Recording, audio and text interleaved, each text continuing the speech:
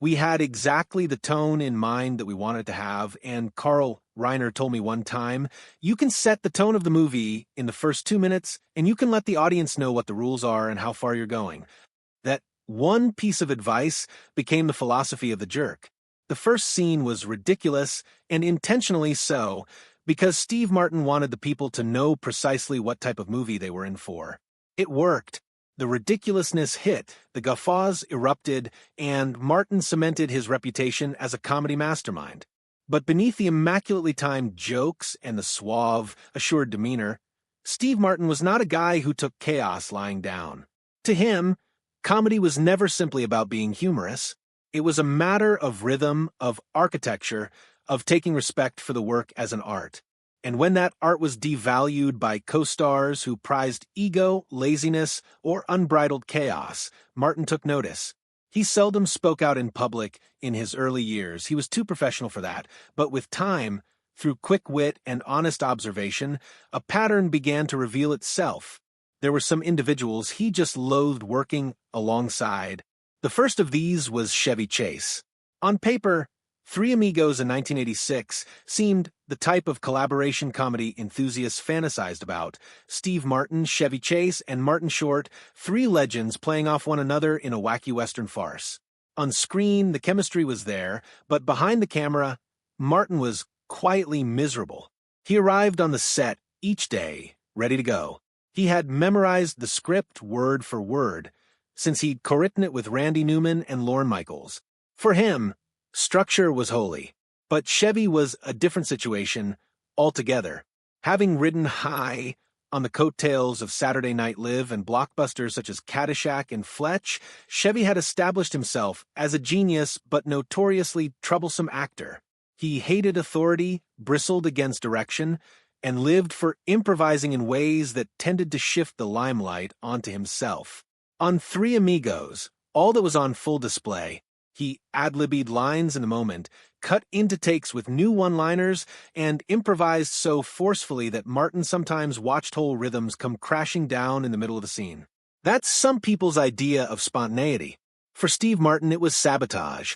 He did not scream, did not throw tantrums. He was not that sort of man. He gave instead one of the best one-liners of his life, offstage. If ego was money, Chevy could buy Wall Street. It was a joke, but to everyone who listened, they knew the bite was true. Martin Short, the third amigo, would usually be peacemaker between the two, smoothing over disagreements, keeping the air workable.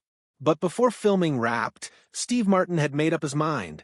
One film with Chevy Chase was sufficient. He was polite in public, never speaking the complaint in tabloids, but in private he declined future team-ups. To audiences, Three Amigos was a cult favorite. To Steve Martin, it was a memory of how conflicting philosophies could convert laughter into stress. The following confrontation occurred in a surprising location, a charity dinner featuring Bette Midler. This wasn't even a movie, yet it left Martin just as enraged. The premise was straightforward, two legends co-hosting on behalf of a good deed. Martin, being himself, had crafted a crisp and cutting monologue to kick off the evening. Midler, the divine Miss M, went with a more relaxed tone. She loved spectacle, surprise, and dominating the room with her larger-than-life personality. So when Martin began his well-rehearsed introduction, Midler burst into song, overwhelming him, stealing the spotlight, and transforming what was initially a duet into an one-woman performance. To the crowd, it was evidently amusing to show people sharing the limelight. To Martin, it was disastrous. He was reduced to a prop in a performance. He was to co-head. He smiled politely, stayed on, but finally slipped out mid-evening. His genuine reaction came later, in the form of a sarcastic note pinned to his contribution. Tell me it came from her biggest fan. Silence. That is all he would say. Silence. About the event that Midler had made so much noise about. The altercation wasn't jealousy, it was a matter of respect. Martin had arrived looking for collaboration. What happened instead was he was overshadowed by someone who would not share the spotlight, but instead devoured it. And then there was Robin Williams. Both men were fans of one another, but being fans didn't mean they made a good team. Steve Martin was a craftsman, careful in each movement, each hesitation, each punchline. Robin Williams was a tempest, a whirlwind of voices, impressions, and improvisations that flew quicker than anybody might think. When they shared the stage in a skit, the plan was to emphasize that contrast, order versus chaos. Yet on stage, Williams' energy overpowered everything. Halfway through, he suddenly went off on a tangent, into a wild monologue that elicited peals of laughter. The crowd adored it. Martin was left stranded meanwhile, seeing the rhythm he had worked up dissolve. He later described the experience in a nutshell. Performing with Robin is like reading poetry on a roller coaster. It was both praise and admission. He admired Williams' brilliance, but found the experience to be dizzying and disorienting. They never collaborated again. The roller coaster was exhilarating for audiences, but draining for Martin, who liked to keep his comedy on the rails. With Goldie Hawn, the tension was more subdued, but no less potent. In 1992's House Sitter, they were a seemingly perfect pair. On screen, their chemistry was lovely, witty, charming, romantic. But Martin had difficulty behind the camera. Goldie's informality conflicted with his fastidiousness. She was an improviser who would frequently alter lines or insert gestures to make things fresh. She was also late at times, entering with the type of casual magic possible only for a star of her status.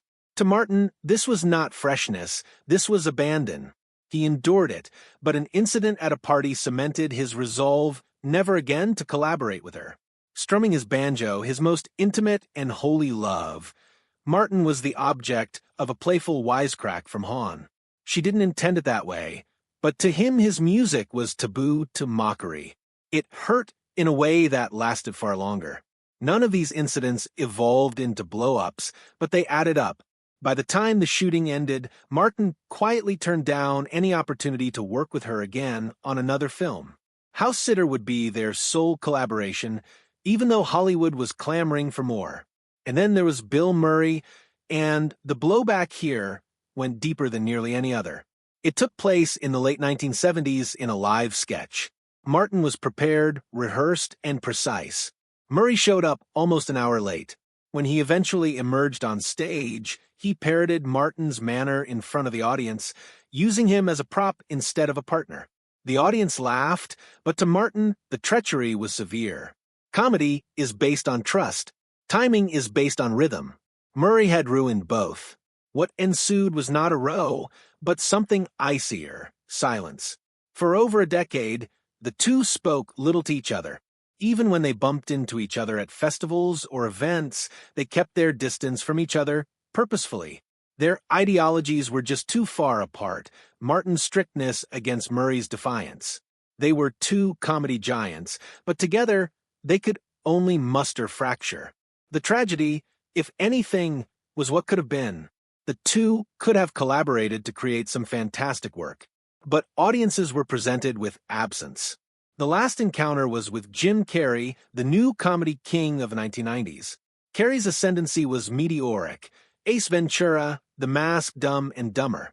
He was comedy anarchy incarnate, rubber-faced, maniacal, unstoppable. At a ceremony to honor comedy, Martin sat as Carrey came out to accept an award.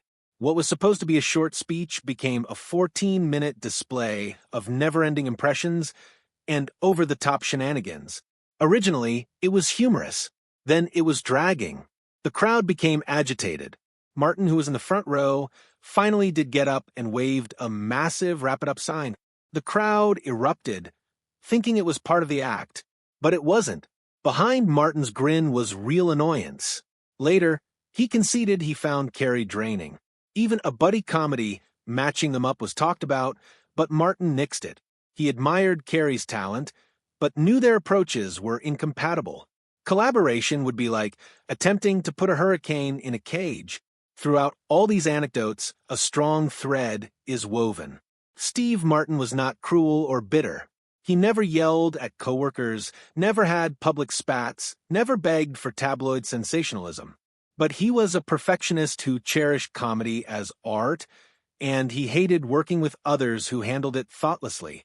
Chevy Chase's ego, Bette Midler's need for attention, Robin Williams' madness, Goldie Hawn's lackadaisical nature, Bill Murray's disrespect, Jim Carrey's self-indulgence, all of which conflicted with Martin's philosophy of structure, rhythm, and discipline. Why these stories are so compelling is not only the drama, but what they say about comedy itself. Comedy isn't a singular entity. To some, such as Martin, it's an architecture wherein each beat is important. For others, such as Williams or Carey, it's improvisation and disorder. For others still, such as Midler or Chase, it's ego and impulse.